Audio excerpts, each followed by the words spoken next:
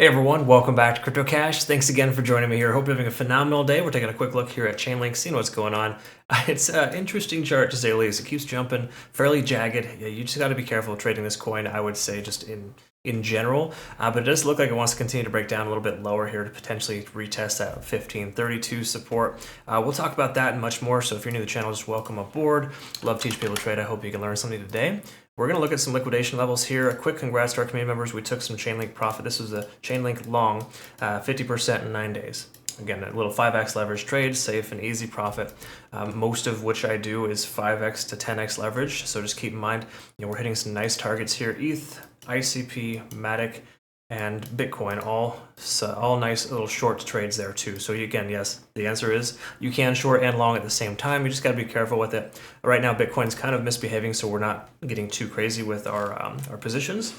We're waiting for a good opportunity. So taking a look at Link, is this a good opportunity? That's the question I get a lot right now. Well, let's see where we're at here. First of all, we can recognize that 1660, just above this most recent liquidation sweep, is a new amount of liquidation levels. In other words, 1660 seems to be the level that people are trying to enter in at shorts, or just, their liquidation levels there. However you look at it, there's a lot of liquidation at that price point. So it tells us that there's some interest there in the price going up because of that. Now, is that the reason for the price going up? No, that's not a reason for the price to go down either, honestly. It's just one of those things you got to recognize. Liquidation is important to understand in the back end, just kind of helping you know that, hey, we got some focal points here we want to pay attention to. We get close to that level, there's a stronger likelihood it'll get retested.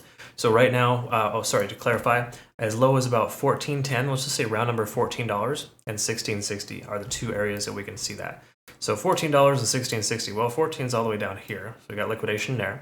And then $16.60 is right here above this most recent high. Okay, so that's kind of where the liquidation levels are at. We got some newer ones, of course, in the last 12 hours, kind of close to the price right now. But generally speaking, that's the consensus of overall. Let's look at the daily time frame and work our way down, kind of see. We are still in this ascending trend, so to speak, or you could argue that this is a bear flag type of pattern.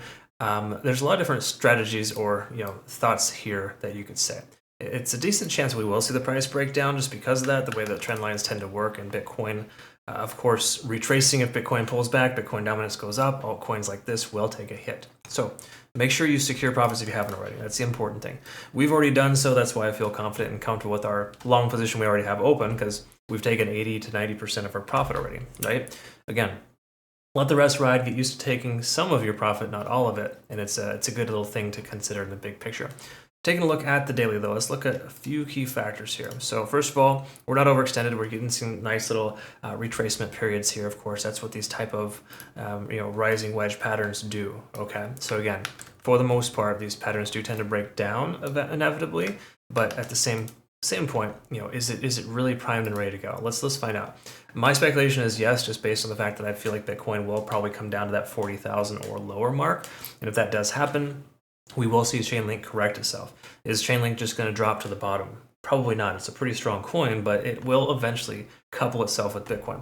Most coins do that in bearish type of trends, which we're in a tentative bearish trend for Bitcoin, no matter how you look at it. I think big picture, we are still, somewhere potential at low 30s to upper 30s. I think that's still a probability for Bitcoin. Just, again, my thoughts there. Daily time frame, quickly to note, MACD is trying to diverge, but hasn't yet. We don't need to worry about that guy. RSI up over 50, still bullish in the overall sense. Money flow index still high. Stochastic RSI swinging up. Really, we got everything here letting us know the price should be able to sustain itself where it's at. We've got the average true range based on volume, essentially, at about $15.25. So, within the last, this is roughly just about 5 weeks worth of trading. In the last 5 weeks, we've seen the price pretty much average itself out at $15.50. So we're right there. What that should do for us is hold it as a support. I wouldn't say it's a guarantee, but based on previous resistances, this level at $15.30 is a pretty solid little support. So we're going to see here soon if $15.30 can hold. 4-hour time frame, let's quickly note a couple of things. Actually, really quick, go back to the daily. I want to double check our moving averages. These were always things that were looking pretty good before. So let's just clarify here. We're still above all 4 moving averages. Okay, so still good. That's another reason why I feel confident with this range here at about 15 to 15.50, because we got a ton of moving averages kind of hanging out right here. So that's a pretty positive, nice little channel there. So to me, 1470 to 1530 is a pretty solid little support range. If we were to break that level, just say the next 2 or 3 days, we come down to like this level here, we're retesting the low the low 1470 range, or just say low 15s, there's a solid chance that we would have broken down below that trend line. We'd be below a couple of moving averages at that point, and we'd be in a situation where the price may continue lower. Okay, so that's just generally where we're at here with Chainlink. Again, daily time frame still looks pretty good. There's no other way around it. But you know, things can fall. You know, titans can fall. So let's go ahead and see here.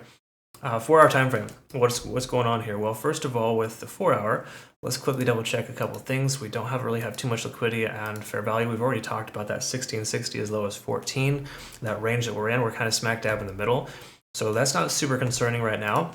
TD sequential, we're seeing we hit a 7 here previously. We're down to an 8. We could see a pivot or a bounce to the upside here based on that overextension coming off of that little area there. So truth is, you know, 1530, it's soon to be retested here. We want to see if that holds first, and if that does, there's a solid chance we could see the price establish itself for another higher high and a higher low. We are staying pretty consistent with the higher highs. Higher lows are a little inconsistent, but so far, so good in the last 48 hours.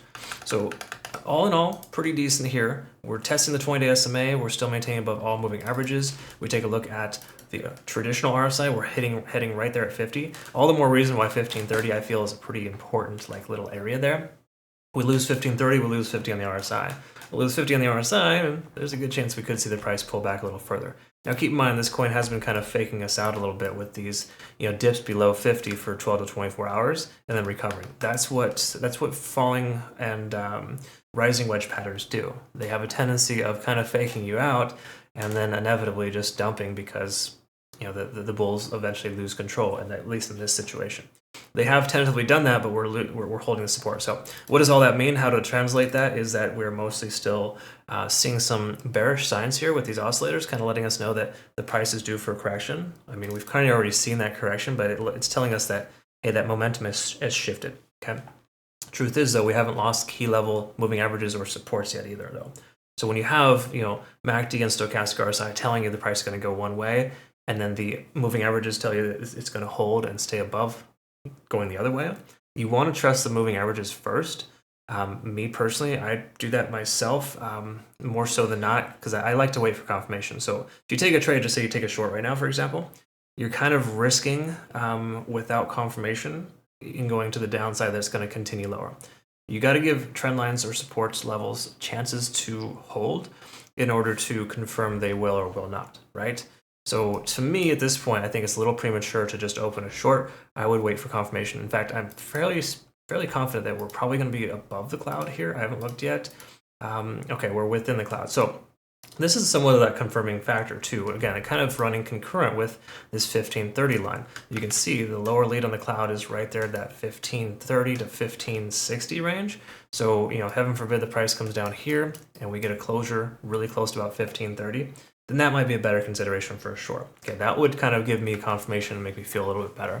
But for right now, even though the lagging span is slightly free and clear of the price action, conversion line on baseline are kind of intersecting. So it's kind of just a no buy zone right now. Okay, and that goes for shorts or longs. Okay, so truth is, you probably want to wait.